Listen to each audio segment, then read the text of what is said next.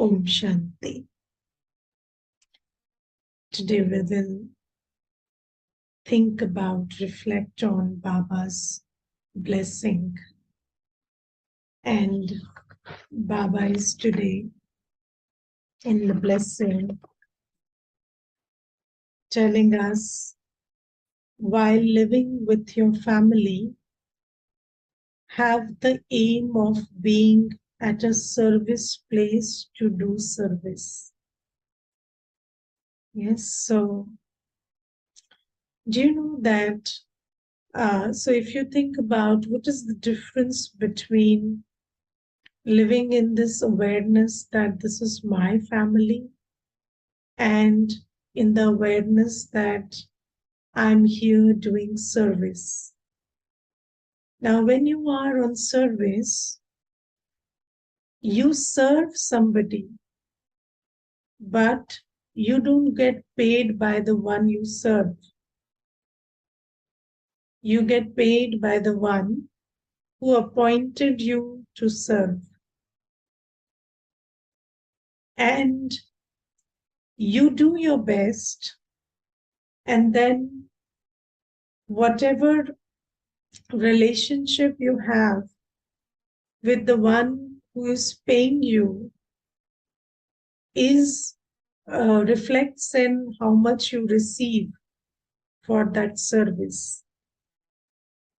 So Baba says, here also, you live in a household, you live in a family, but you understand that it doesn't matter whether they like everything you do or they dislike everything you do, or what they think about you, or whether they are contented or not. What is important is you do everything according to Srimad. And you understand that when you do everything according to Srimad, then whatever the result is, your destiny is being created properly. So, you are earning your spiritual income. So that is the attitude with which you have to move. Because you see that, and also, when you are not on service, so service means you are detached and loving. And if you're not on seva, then you will be attached. And then in attachment, you will neglect, reject, or do more than necessary. Yes, so this is what happens. Either you are attached to somebody, so you do more than necessary for them, or you are attached to somebody, so you neglect and reject the other. But when you are in seva, you see everybody as Baba's child and you behave accordingly. So you are showing accurate behavior, and there is no attachment, and then whatever you are doing is knowledgeful, loveful, powerful. So there are many dimensions to this understanding of how I have to hold this consciousness of being on seva while being in the household. And also, there is this important aspect that when you are on seva, you don't carry the burden of the action or the result of the action. So let me share one experience with you. So there was once, some work going on in the center, and there was this person who had brought his, the service provider with him, and he was doing the work, and the Malik, the owner, was also there along with him. Now, every little thing that went wrong, the owner would go berserk, like he would just go mad at everything. And He would say, why did you do this? And, I incurred a loss, and you are doing it wrong, and the customer will not be satisfied. And he would get very angry. But, the person who was working, he was always chilled out. So even if there is a loss, he doesn't mind. He is very happy. He's smiling and doing the work, even when, he has broken something or he is not doing it properly. So even when the Malik is shouting, he is okay with it. And only the master was getting mad. And so you see that when you have this consciousness that Baba is the master, and this is not my household, this is Baba's children. I'm serving them on behalf of Baba. So you be a good child, you do whatever is necessary and you do it to the best of your knowledge and ability. But you don't carry the burden of something that went wrong, or you don't carry the ego of something that went right. And then you are always stable. You are not on that seesaw of ego and sense of loss. This is what happens. So when I am in the consciousness that I am a householder, then anything I do and it comes out right, I have the ego that I did it, and I carry the burden of that ego. And anything that goes wrong, I carry the burden of that also. And I feel that, I incurred this loss, or I allowed it to go wrong. But Baba says, when you are in the consciousness that I'm a trustee and I'm just doing it for Baba, and Baba is the owner, and I'm just an instrument doing the job here, then you will be very light. You will not carry any burden. And I was just thinking in the morning today that we have not come to this stage to carry burden. We have just come here to play our role. And our role will be rewarded, or, everything, the consequences of my actions will come according to drama. Yes, so I have to do my thing. The result has to come according to drama. And the only confusion that there was when I did not know Baba is whether I am doing it right. Yes, so when Baba was not there, I had this confusion that, is there something that I need to change? Or is there something that I'm not doing right? Now that confusion is over. So, I'm Baba's child, I am reading the Murli. I know what is to be done, what is not to be done. I know what is good karma, I know what is pap karma. I don't have to, I don't have to look at the result to tell me that I did the right thing, because the result can be deceptive. The result is according to drama. Maybe something that didn't work today will work tomorrow. But now I have the yardstick of discerning and deciding whether I'm doing it right. So I have to do everything according to Baba's Srimad. And then I don't have to carry the burden. I don't have to be attached. I don't have to worry. There is no fear. I don't have to create a sense of loss. I don't have to carry the burden of ego. I don't have to do all these things anymore, because I know that I'm here, I'm playing my role according to Srimad, and I will be receiving the reward from Baba because I have played my role well. I am not depending on the result to tell me that I did the right thing. So I have Baba who is telling me what is the right thing to do, what is the wrong thing to do. So now I don't have to carry any burden while I play my role. And I remember, there is a senior sister in the young case, Sudha Didiji, and when she went to Russia for Seva, so, she went from Delhi, and before she went to Russia, she was serving in Delhi. And in Delhi, there was so much seva. So, at that time, the seva was new and flourishing, and there were hordes of people coming, and then there were very good Brahmin children who had to be sustained. So, there was a lot of activity, a lot of seva all day going on. And then she was directed to go to Russia for seva.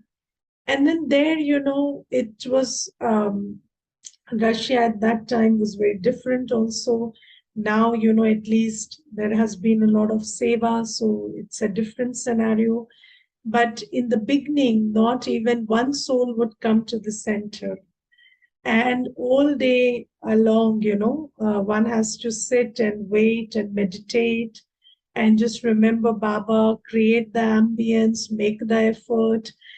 And there would be one or two that come on the weekend, and then there is absolutely, nothing to do at other times apart from, cooking and living and remembering Baba. So, there was somebody who asked Didiji at that time that don't you think that you are losing out on seva? Like you were doing so much seva and now there is no seva. So you're losing out on seva. So don't you feel like, I should be there and that would be better off because I should be in Delhi and then I would be doing so much seva. So then Didi said something very nice. Didi said that, I'm not losing out on seva or neither am I losing out on income because I am hired by Baba. So, even if on Baba's direction I have to sit and remember Baba all day, I'm earning the same income, spiritual income. And if Baba directs me to be in a place where I have to do physical seva all day or seva through words all day, then also I am getting the same income because I am being hired by the Supreme Father, and I am on his seva, and wherever he positions me, my salary doesn't change. So my karmic income is being incurred because it's not what I do, it's that I am doing it on his direction. So, it is in seva, you have this much of clarity that this is Baba's seva. And when I'm doing it on Srimad, and where even if the result is not like apparently what you think it should be at this time, but still the result is okay because whatever you are doing for Baba's service, Baba is seeing it and compensating you, rewarding you for the same. So Baba says this. And then Baba today says that when you live with this consciousness, then there will be no attachment in the household. And when there is no attachment, there is no worry, there is no fear, there is no pap karma. So, do you understand that your job is to just play your role, not to worry, not to be afraid? But why are you always afraid and worried all the time? Either you are carrying the burden of ego, or there is fear, or there is, worry, because we are body conscious and there is this sense of I and mine. But when you understand that these are Baba's children, they have their destiny, and it is Baba's job to look after their destiny, not mine. My job is to just play my role. then you do your thing, but you don't worry. You don't even worry about the body. And there is no fear about what will happen tomorrow because you trust Baba, you trust Drama. You know that whatever will happen for good. So, this is the sense that we have when we are being a trustee. And then Baba says that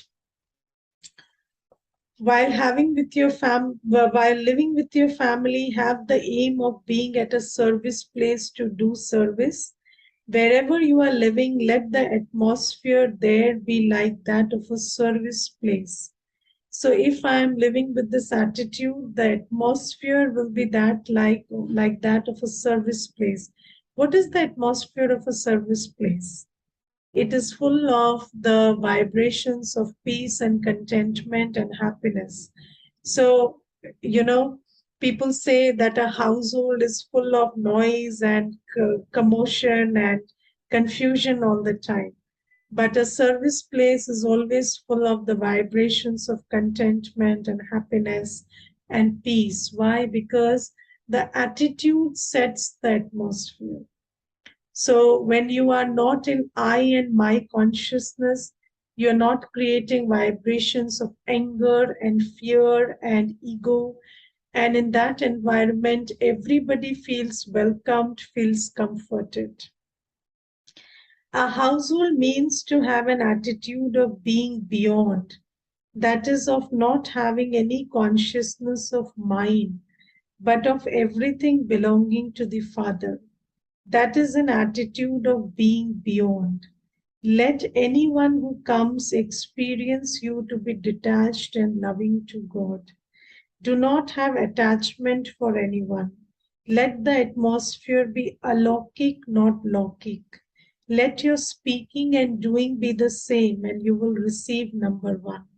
So let your speaking and doing be the same. So do you all speak knowledgefully? Yes, these days when you speak, people say your the way you speak has definitely changed. So your thinking has changed, but has the action also changed? Because sometimes, our thoughts have changed, words have changed, but when I come into action, my old sanskars come into play. So just hold this blessing in your awareness today and understand the importance of creating this atmosphere and create this atmosphere in the household. And Baba says, your household is your sevasthan. So, and Baba had this vision that the household of every Brahmin should be like an oasis in this desert called Kali. So, this Kali is like a desert, and in this desert, our household should be like an oasis. So, Baba doesn't say that only centers should do that work. Any place where a Brahmin lives is Baba's home. And in Baba's home is identified by the vibrations. So it is not the pictures or the material or the furniture or the activities that create Baba's home. Baba's home means the atmosphere which is full of love, peace, and power. And Baba says, when you are detached from everyone and in love with one Baba, then you will be able to create that atmosphere wherever you are putting up. And that is the goal, because not everybody can reach a formal center, but anybody who reaches your home should also feel the same sustenance from that atmosphere. So let me take the responsibility of creating that atmosphere. And you know what? There was in Ramayana, there is this mention of the Kop Bhavan. So, Kop Bhavan is where, you go and you go, and when you are angry or sad, and then you just vent out all your emotions in that Kop Bhavan. And, earlier I used to think that, in Ramayana, there is a mention of one room being a Kop Bhavan, but these days, all our rooms have become Kop Bhavan. Yes, so in a household, you just can get angry and sad and miserable and, throwing tantrums all around. But, and I have done this practically, so I'm sharing it with you.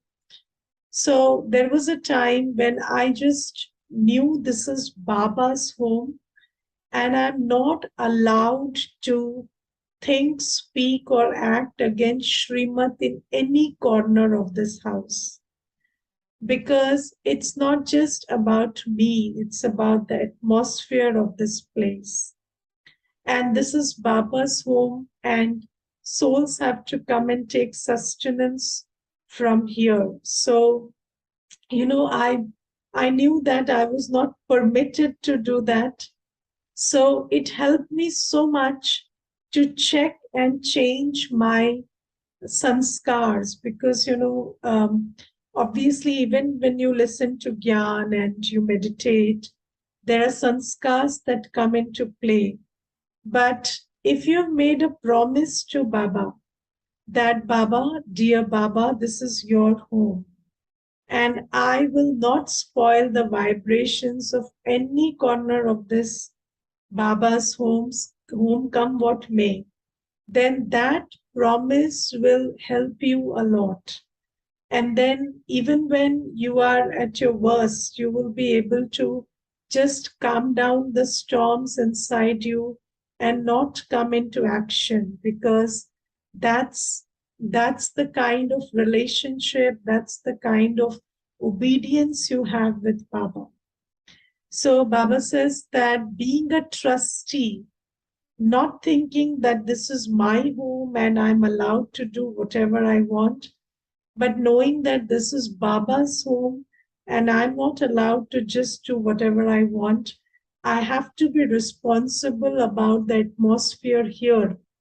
So when you hold this, there will be such a big transformation in the atmosphere and the attitude, and also, your own karma will shift very differently. So this is something that Baba is saying, and I think we have to take this very seriously. So this is not my body, not my home, not my relationships.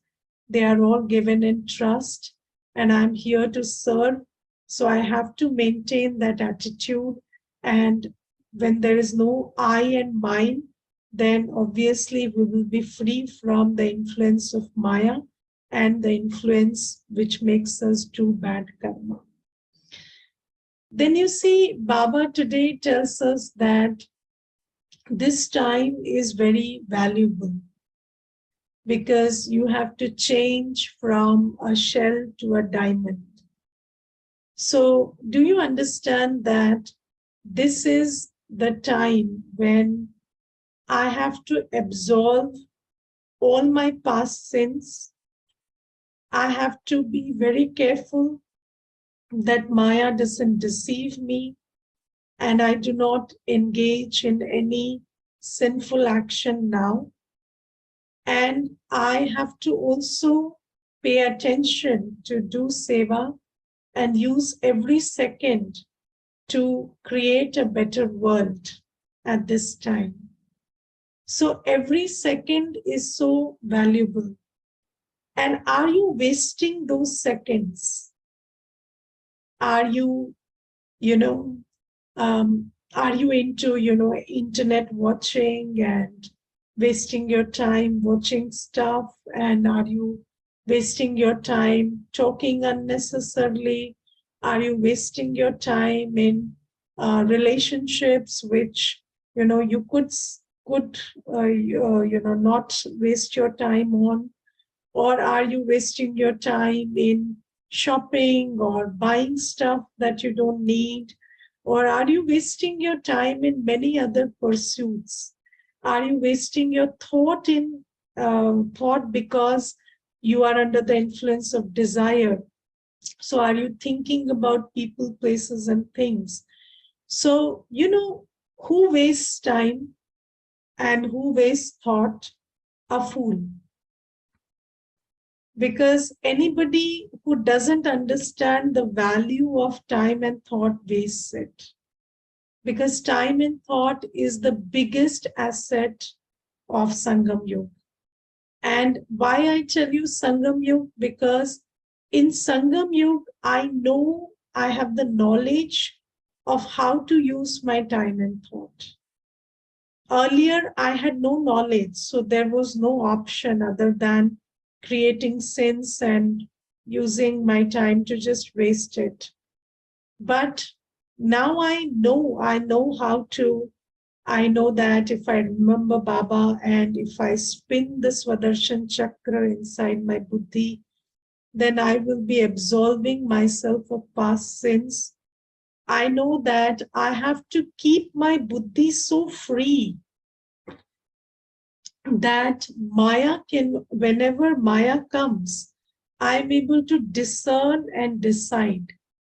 So have you seen that when you're occupied, then you are deceived. So sometimes, have you seen children, what they do? They will find a time when parent is busy in something. So, when the parent is very busy, the child will come and ask, Papa, can I do this? Mommy, can I do this? And because you're busy, you cannot see what they are doing to you. And then you say, okay, and then they have their way. So this is what Maya also does. When first, if I don't keep my buddhi free, if I don't keep my buddhi with Baba, if I don't keep my mind free from the thoughts and the feelings of this Kali-yugi world, then Maya will come and I will not be able to discern and decide that, this is deceiving me. So Baba says, do you understand that in order to discern Maya and decide accordingly, you have to have a very powerful intellect. You cannot have an intellect that is busy in wasteful stuff, and then with that intellect, you cannot discern Maya. So if you're watching stuff, listening to stuff which is created out of this old world, then obviously Maya can have its way because your buddhi is already, soiled with that stuff. And then that buddhi cannot discern and decide that this is Maya having its way. So Baba says that I have to have the understanding, I have to have the wisdom that this is the time when I cannot afford to create more sins. I cannot afford to be vicious anymore. And I have to have the necessary preparation for that. If I'm all day listening to music, sad songs, and things that are triggering lust and, old memories in me, then obviously if there is a wave of attraction, I will flow with that wave. And even if I don't do any karma, the karma of thought and word will always be created. So Baba says that, do you understand the value of these seconds? Because, earlier, I remember I used to use this word a lot, time pass. So I'm doing time pass. So, we had so much time and nothing to do with the time. So we used to do time pass. But now I have understood that no, I cannot pass time. So time is not for it to pass. In fact, I should be very, very wary that, time shouldn't just pass and I should create something in that time. I should at least burn my old sins, or I should do something which creates a future, golden aged future for me. So Baba says that You know the value of time and thought in this time, and don't waste it. And Baba says that you must understand that so that you are not deceived from Maya, you have to be full of the power of discernment. And that will come when you are in self-realization and with Baba's power with you. So Baba says, just don't say that, Maya came. Maya's job is to come, and your job is to discern it and not get trapped by it. So lust, anger, ego, attachment, greed, these are your sanskars, and there will be many situations which will trigger them. But it is your duty to use your time and thought in such a manner that you create a state where you are not deceived by these waves of vices and you don't end up creating vikarma again. So Baba says, and if you do that, then you're wasting this valuable time and you're not using it like a Jnani yogi should. So this is what Baba says today. And then today Baba says that Maya is also very powerful and so is Baba powerful. But then what makes the difference then? So Baba says Maya is almighty, Baba is almighty, because Maya also rules for half the cycle. And Baba comes here and Baba is obviously almighty. But then what is it that, makes you win over Maya? And so how is Baba more powerful than Maya? So Baba is more powerful than Maya if you are on Baba's side. So if you are with Baba, then Baba is more powerful than Maya, or you are more powerful than Maya. And if you are on Maya's side, then Maya is more powerful than Baba. Okay. So it is you who set the scale. So you are the one who is deciding this. So Baba says, be very careful. But the thing is, how are you on Baba's side or Maya's side? So if you allow your buddhi to be in this old world, then you are on Maya's side. And then definitely Maya will be more powerful in your life. But if you allow your buddhi to be with Baba, then Baba is more powerful. So it is I who has to take the decision. And this is not just about bhavna. So, earlier we only worked with bhavna. So you said my intention is not this or my intention is not that. So if your intention is to be with Baba, then be with Baba. But if we are just, consuming everything of the old world and allowing our buddhi to be tainted by its colors, then obviously Maya will be more powerful.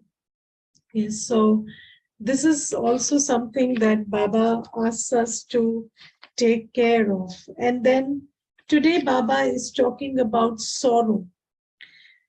So Baba says, don't give sorrow to anybody, because if you give sorrow, you will get sorrow.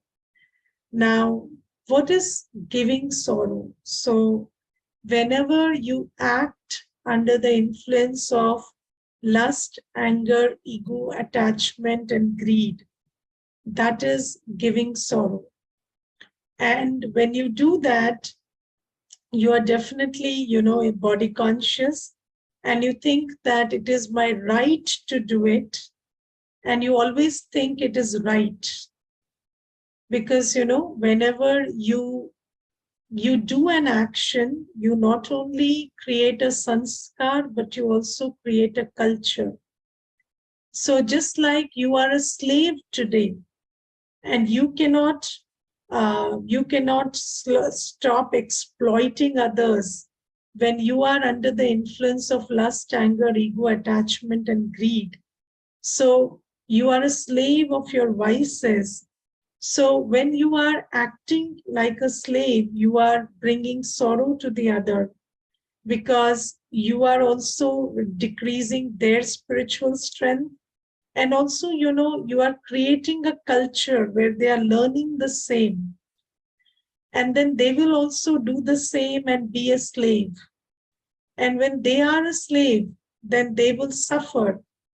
And the commission of that suffering will also come to you. And you will suffer more and more because of that in future. So I don't know, I said it very fast. So was it clear or not? So you see that when I am under the influence of lust or anger, then what happens is I look at the other person as an object. Yes, and I diminish them from being a God's child to an object of sensual gratification. And do you know that in doing that, you reduce them from being Master Almighty to being just an object. And they also start accepting that I am an object. And sometimes, in this body conscious world, you start glorifying it, and people start taking pride also in being an object. They start taking pride in the fact that I'm a very attractive object and everyone wants to eat me up. And Baba says that when you promote this kind of culture, now you see, what will an object do? An object has no self-respect. They have no self-honor. And when you have reduced somebody into an object, then they will always keep looking for somebody who will see them and praise them and appreciate them and use them. And do you understand what kind of a slave you have created? That somebody who can never tell themselves that I'm worthy and I am fine and I'm God's child. They will always say that, if somebody didn't cast a drishti on me today, or somebody didn't have evil thoughts about me today, then probably there is something wrong with me. And the object in the showroom, if it is not appreciated, then what is the value of the object? So it becomes like that. So Baba says, just think about when you act according to lust, anger, ego, attachment, greed, what are you doing? You are reducing a soul to an object. When you are under the influence of greed, you don't look at a person as a person. You look at a person as an instrument to give you money, to give you resources. So you are reduced to again, a money spilling machine. So Baba says, just look at what you are, what is your vision when you are under the influence of vices. And when you have this vision, then this vision creates a world. So, seeing into being, drishti se srishti. So your perception creates reality. And when you are under the influence of vices, you have created a reality where they also start behaving like objects, and they also start behaving like objects to gratify sensual needs and gratify financial needs and gratify emotional needs. And then they have no swaman left in them.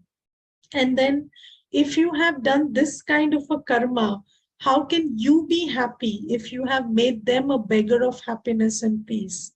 So every soul is an embodiment of peace and happiness. But by looking at them like that, you have made them a beggar of peace and happiness. And then if you have made a beggar of peace and happiness, how can you be full of peace and happiness? You will also suffer a lot. So this is the karma ki gati that Baba is teaching us today. And I think this needs to be paid a lot of attention to, because we don't understand how we are creating this whole culture where we are making, through our vices, we are making everybody vicious. And, I have seen people, even BKs, they will not go and share the gyan with their spouse. Why? Because you want everybody to become a deity, but you want your spouse to still be an object of lust for you. So, this is how it works. You don't want your object to go away. So, and think about what kind of, so somebody, you also stop somebody from belonging to Baba because you want them to continue to be your object of devourment and pleasure. So Baba says, you have to understand what you're doing, and just saying that, I'm a Jnani yogi doesn't help. So you look in the mirror of Srimad what you're doing, and the karmic destiny you are creating, and you must understand that the law of karma doesn't spare anybody. So whatever you do, you shall reap. So that's why Baba says, be very wary of this giving sorrow, because it will make you very, very sorrowful. Okay, Om Shanti.